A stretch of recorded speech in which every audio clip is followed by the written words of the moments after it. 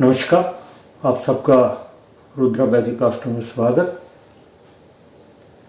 बढ़ते हैं एक और नए विषय के ऊपर। आज जो विषय लेकर आए हैं उसमें हम चर्चा करेंगे कि हमारी कुंडली में D1 चार्ट में कौन कौन सा ग्रह जो है कारक है, मार्क है और बाधक है। कारक, मार्क और बाधक हम अपनी कुंडली में जानेंगे। हर कोई, चाहे वो ज्योतिष सीख रहा है या साधारण है, वो इस पाठ से ये जान सकेगा कि कौन सा ग्रह उसके लिए हानिकारक है, नुकसानदेह है, कौन मार्क है, कौन बाधक है। सबसे पहले तीन चीज़ें हैं: कारक, मार्क और बाधक। हम एक एक करके तीनों जानेंगे कि कौन कौन सा ग्रह आपकी कुंडली में कारक है, उनका क्या काम है। सबसे पहले हम कारक की बात करते हैं। कारक की बात करते हैं। इन 12 भावों में, ये जो 12 के 12 भाव हैं, इनमें जो ये पहला भाव, दूसरा, तीसरा, चौथा, पांचवा, ये 12 के 12 भाव हैं। इनमें कौन सा ग्रह जो है कारक है, कौन सा भाव मार्क है। पहले हमें ये पता होना चाहिए। हमें भावों को पता होगा तो हमें ग्रहों का अपने आप पता चल जाएगा। जो पहला भाव है लगन, जिसे कहते हैं लगन, पंचम और नवम। ये लगन जो है पहला भाव, पांचवा भाव और नौवां भाव, ये तीनों भाव जो हैं ये कारक कहलाते हैं। इनका आपस में संबंध कैसा होता है? 9-5 का, 9-5 का संबंध होता है। जैसे छठ अष्टक का, जिसे बुरा माना जाता है, 9-5 का त्रिकोण कहलाता है। 1 2 3 4 5, मगर 5 में से अगर पहला गिनेंगे 1 2 3 4 5 6 7 8 9, इसी प्रकार से 1 2 3 4 5, और यहाँ से गिनेंगे 1 2 3 4 5 6 7 8 9। इसका संबंध लगन के साथ है। इनका आपस में संबंध जो है 9-5 का होता है, जो कि बहुत अच्छा होता है। त्रिकोण का संबंध बनता है। तो ये हमारे कारक भाव है। मान लीजिए तुला लगन की पत्रिका है, तो हमें पता चल जाएगा कि कौन सा ग्रह कारक है, कौन सा मार्क और कौन सा बाधक। हम इसी से चर्चा को आगे बढ़ाएंगे। पहला भाव, इसमें कौन सी राशि है? तुला राशि है। तुला राशि का कौन सा संबंध होता है? राशि कौन सी है? पहले भाव में कौन सी आती है? तुला राशि है। तो इसका स्वामी कौन है? शुक्र।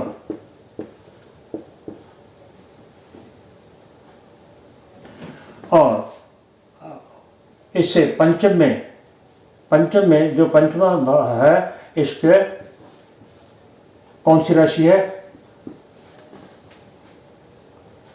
कुंभ। कुंभ का स्वामी कौन है? शनि। और जो नवा भाव है उसमें राशि कौन सी है? 3, मिथुन।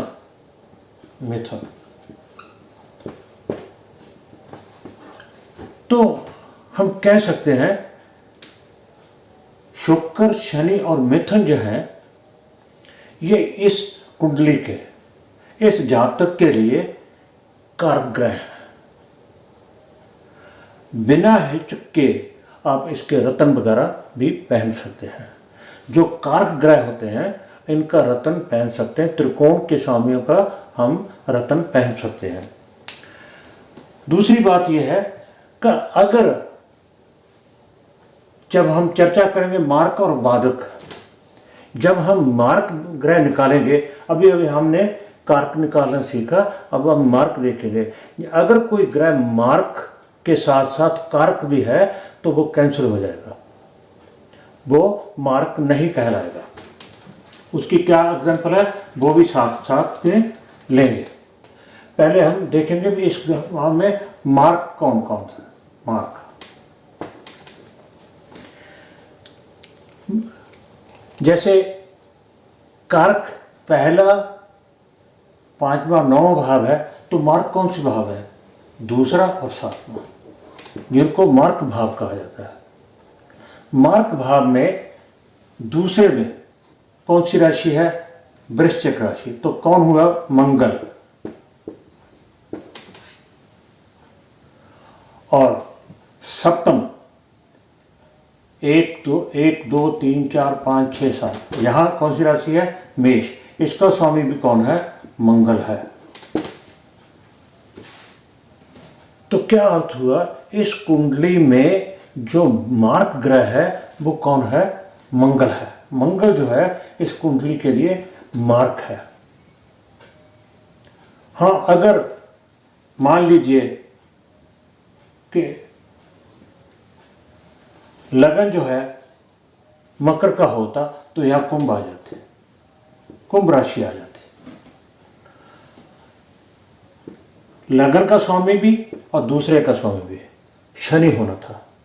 क्या होना था? शनि होना था।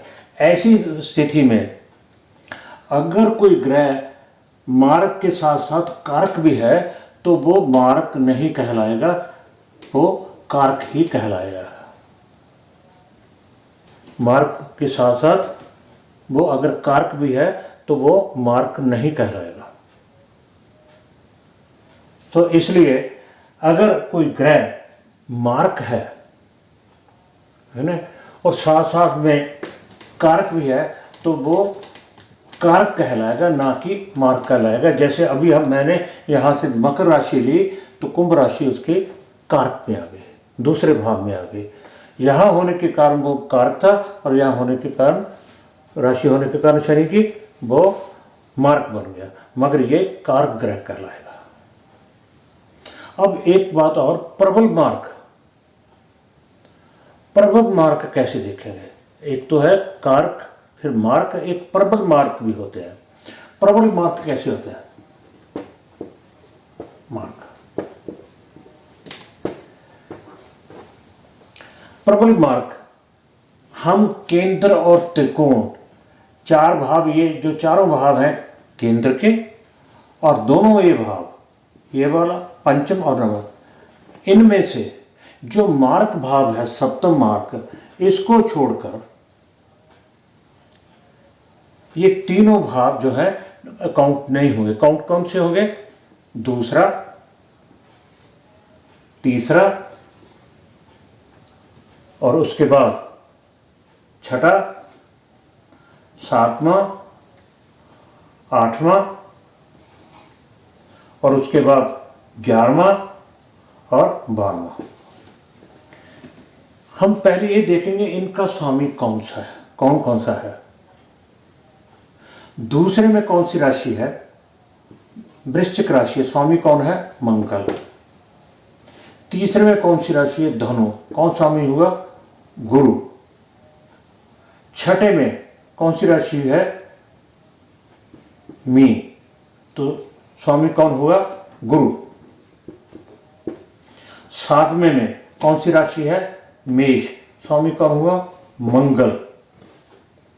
आठवें में राशि कौन सी है? वृष, तो स्वामी कौन हुआ? शुक्र। और 11वें की राशि कौन है? सिंह, तो सूर्य। 12वें में कौन सी राशि है? कन्या, तो कौन हुआ? बुध। अब इनमें देखिए, सबसे पहले ये देखिए, इस मार्क जो ग्रह आए हैं इनमें कोई कारक तो नहीं है। पहले कारक कौन था? शुक्र। शुक्र, ये प्रबल मार्क ना मार्क कहलाएगा ना प्रबल मार्क कहलाएगा।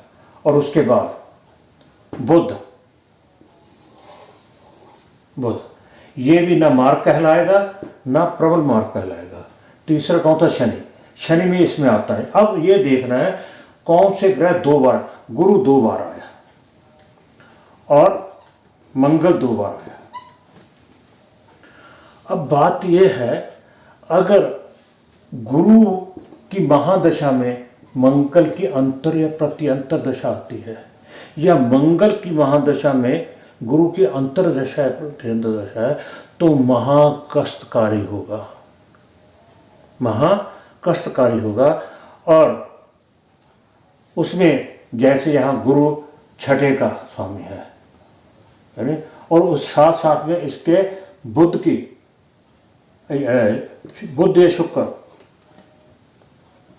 की दशा आ गई तो थोड़ी बहुत राहत मिल सकती है, क्योंकि ये कारक ग्रह भी है।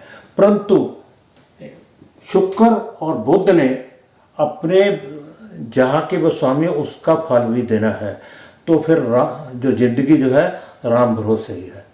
अगर कारक और जो मार्क ग्रह हैं, प्रबल मार्क और मार्क, दो ग्रह आए हैं। प्रबल मार्क गुरु और मंगल, मंगल की महादशा में गुरु की अंतर, गुरु की महादशा में मंगल के अंतर, ऐसे में शरीर को बहुत कष्टदायक होता है, बहुत ही कष्टदायक होता है।